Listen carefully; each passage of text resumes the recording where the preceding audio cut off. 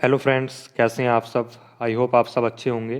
दोस्तों, आज हम 11 फरवरी 2021 का करंट अफेयर्स कवर करेंगे।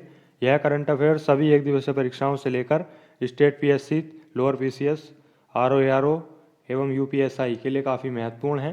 तो दोस्तों, आप इस वीडियो को अंत तक जरूर देखिए। करंट अफेयर्स के और स्टेटिक जीएस के मैक्सिमम प्रश्न यहाँ से कवर हो जाएंगे। आप केवल और केवल ये डेली का एक पेज फॉलो करते रहिए। इसके अलावा आपको किसी भी अन्य स्रोत को पढ़ने की आवश्यकता नहीं है।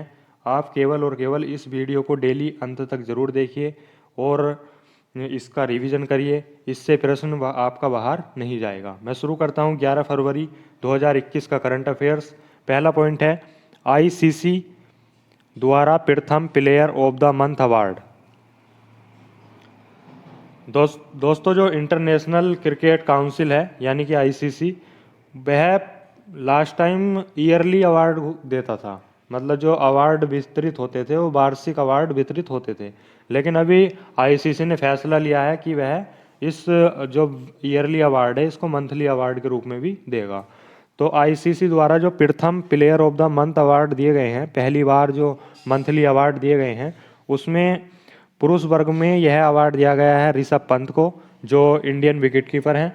और महिला के रूप में दिया गया है शबनम इस्माइल को, जो दक्षिण अफ्रीकी महिला क्रिकेटर हैं। तो आईसीसी द्वारा प्रथम player of the month award दिया गया है ऋषभ पंत को पुरुष कैटेगरी में, जो भारत से संबंध रखते हैं, और महिला कैटेगरी में दिया गया है शबनम इस्माइल को, जो दक्षिण अफ्रीका से संबंध रखती हैं। नेक्स्ट पॉइंट है, दुनिया का सबसे बड़ा पवन ऊर्जा संयंत्र। दुनिया का सबसे बड़ा पवन ऊर्जा संयंत्र यह स्थापित होगा सिनोन शहर है दक्षिण कोरिया का। दक्षिण कोरिया के सिनोन शहर में दुनिया का सबसे बड़ा पवन ऊर्जा संयंत्र स्थापित होगा। नेक्स्ट पॉइंट है, इसकी जो पवन ऊर्जा संयंत्र की अधिकतम क्षमता है वह है 8.2 गीगावाट और दक्षिण कोरिया में है स्थापित होगा। दक्षिण कोरिया की राजधानी क्या है? वह है आपकी सियोल। नेक्स्ट पॉइंट है, भारत यूरोपीय संघ की पहली उच्च स्तरीय संवाद। भारत और यूरोपीय संघ की पहली उच्च स्तरीय बैठक हुई है। इसकी सह अध्यक्षता की है आपकी पीयूष गोयल और बाल्डिस डोबोन्स्की ने। पीयूष गोयल भारत के मंत्री हैं और बाल्डिस डोबोन्स्की इन्होंने जो है यूरोपीय संघ का प्रतिनिधित्व किया है। तो भारत और यूरोपीय संघ के बीच पहली उच्च स्तरीय संवाद की सह अध्यक्षता की है पीयूष गोयल और बाल्डिस डोबोन्स्की ने। नेक्स्ट पॉइंट है, उत्तर प्रदेश सरकार द्वारा लैंड होल्डिंग को चिन्हित करने के लिए, जो भूमि से संबंधित कार्य हैं या दस्तावेज हैं उनको चिन्हित करने के लिए उत्तर प्रदेश सरकार द्वारा 16 अंकों का यूनिकोड जारी करने की प्रणाली शुरू की गई है। इससे जो है भूमि विवाद और जो जांच करने में इससे जो है मदद मिलेगी 16 अंकों के यूनिकोड से। और इसीलिए जो है इसकी शुरुआत की गई है लैंड होल्डिंग को चिन्हित करने के लिए उत्तर प्रदेश सरकार द्वारा।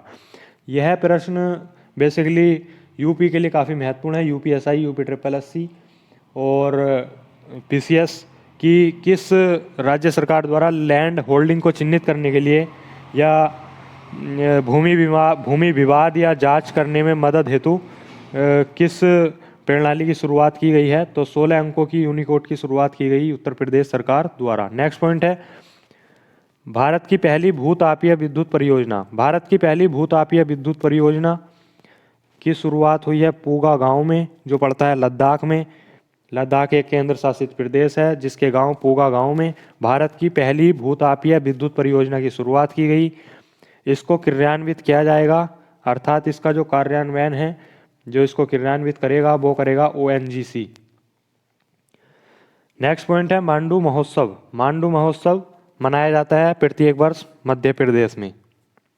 मांडू महोत्सव मध्य प्रदेश में एमपीपीएससी के लिए काफ़ी महत्वपूर्ण है, याद रखेंगे मांडू महोत्सव मध्य प्रदेश। नेक्स्ट पॉइंट है, Covid crusader award 2020। Covid crusader award 2020 से सम्मानित किए गए हैं इकबाल चहल, जो मुंबई के आयुक्त हैं, और इनको सम्मानित किया गया है कोविड-19 क्रूसेडर अवार्ड 2020 से। यह अवार्ड दिया जाता है Indo American chamber of commerce यानी कि IACC द्वारा। नेक्स्ट पॉइंट है, KA-226T utility helicopter, KA-226T utility helicopter, इसका जो निर्माण किया है वह किया है HAL, हिंदुस्तान एरोनॉटिक्स लिमिटेड, जो भारत की कंपनी है, और रूस देश के साथ मिलकर यह संयुक्त उपक्रम तैयार हुआ है। तो प्रश्न पूछेगा KA-226T यूटिलिटी हेलीकॉप्टर किस देश के साथ भारत ने अपना संयुक्त उपक्रम शुरू किया है? तो रूस के साथ मिलकर इसको शुरू किया है। नेक्स्ट पॉइंट है, सोयाबीन के लिए केंद्रीय अनुसंधान संस्थान स्थापित होगा। हाल ही में कैबिनेट मीटिंग में इस पे जो है विचार किया गया है, और सोयाबीन को लेकर केंद्रीय अनुसंधान संस्थान स्थापित करने की विचार कर रही है भारत सरकार, और यह स्थापित होगा आपका कालाहोड़ी में। नेक्स्ट पॉइंट है पोंग बांध। पोंग बांध आपका पड़ता है हिमाचल प्रदेश में, हिमाचल प्रदेश में पड़ता है पोंग बांध। नेक्स्ट पॉइंट है एयरपोर्ट्स काउंसिल इंटरनेशनल वर्ल्ड के voice of the customer award. Airports council international world के voice of the customer award दिया गया है आपको बेंगलोर को।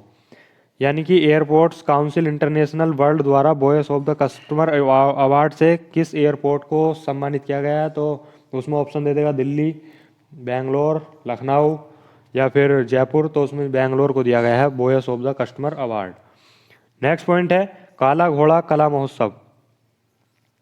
काला घोड़ा कला महोत्सव की शुरुआत आपकी हुई है मुंबई में। काला घोड़ा कला महोत्सव की शुरुआत हुई आपकी मुंबई में। नेक्स्ट पॉइंट है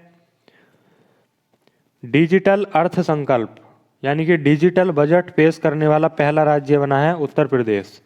आप सभी जानते हैं इस बार केंद्रीय बजट भी जो है इंडिया में कागज रहित यानी कि डिजिटल रूप से पेश किया गया था निर्मला सीतारमण द्वारा, और उसी की तर्ज पर उत्तर प्रदेश सरकार द्वारा भी पहला डिजिटल बजट पेश किया गया है उत्तर प्रदेश सरकार द्वारा।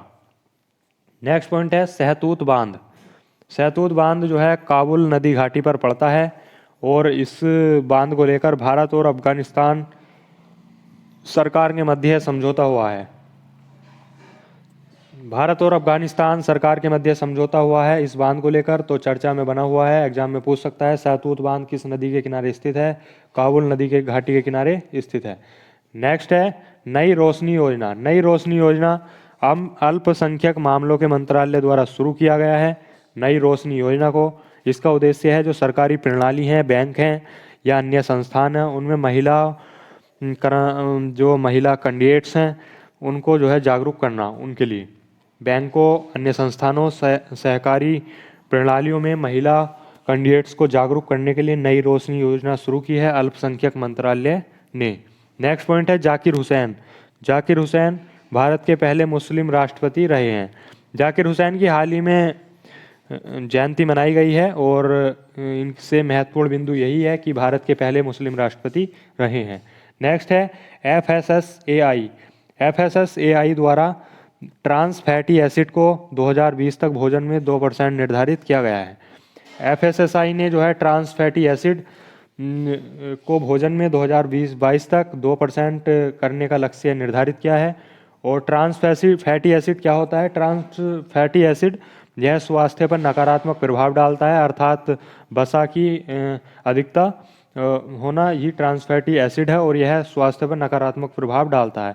इसको कम करने के लिए 2022 तक भोजन में 2% लक्ष्य निर्धारित किया है FSSAI ने। नेक्स्ट पॉइंट है सुरक्षित इंटरनेट दिवस। सुरक्षित इंटरनेट दिवस मनाया जाता है प्रत्येक वर्ष 9 फरवरी को। नेक्स्ट पॉइंट है वित्त वर्ष 2021-22 में PM फसल बीमा योजना के लिए 16,000 करोड़ आवंटन का लक्ष्य रखा गया है। 16,000 करोड़ आवंटन का लक्ष्य रखा गया है वित्त वर्ष 2021-22 में PM फसल बीमा योजना के लिए। प्रधानमंत्री फसल बीमा योजना की शुरुआत बेसिकली 2016 में हुई थी। इसका उद्देश्य है जो किसानों के लिए फसल के शुरू और अंत तक, जो किसान अपनी फसल बोता है और उसके काटने तक, यानी कि किस फसल के शुरू होने से फसल के एंड होने तक का जो जोखिम रहता है, बिजली गिर जाती है या फिर तूफान, आंधी या जितनी भी आपदाएं आती हैं, पशु फसल को बेकार कर देते हैं, तो ऐसी प्राकृतिक आपदा या ऐसी मानवीय घटनाएं जो फसल को बुरी तरह नुकसान पहुंचा रही हैं, हानि पहुंचा रही हैं, उन्हीं को कम करने के लिए ऐसी व्यवस्था की शुरुआत की गई किसानों के लिए, जो उन जोखिम को या हानि को कम कर सके। उसी के लिए शुरू की गई पीएम फसल बीमा योजना 2016 में, और अब बजट 2021-22 में इस योजना के लिए 16,000 करोड़ रुपए का आवंटन हुआ है। नेक्स्ट पॉइंट है राजीव कपूर। राजीव कपूर ये एक्टर रहे हैं इंडिया में, और इनका हाल ही में निधन हो गया है। तो दोस्तों ये था 11 फरवरी 2021 का करंट अफेयर्स। आई होप आपको ये वीडियो पसंद आया होगा। तो दोस्तों वीडियो को लाइक कीजिए, और दोस्तों जो भी आपकी क्वेरी है कमेंट कीजिए। हम